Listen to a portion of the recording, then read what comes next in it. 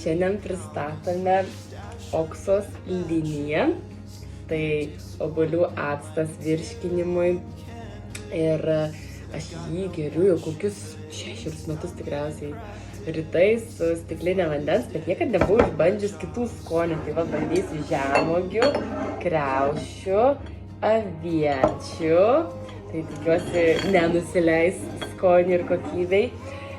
Čia yra actas su rožėm, čia su levandom.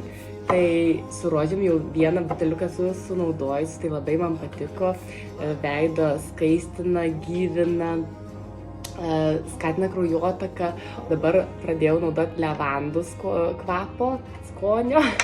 Tai labai irgi patinka, irgi tokį gyvybingumą suteikia veidai.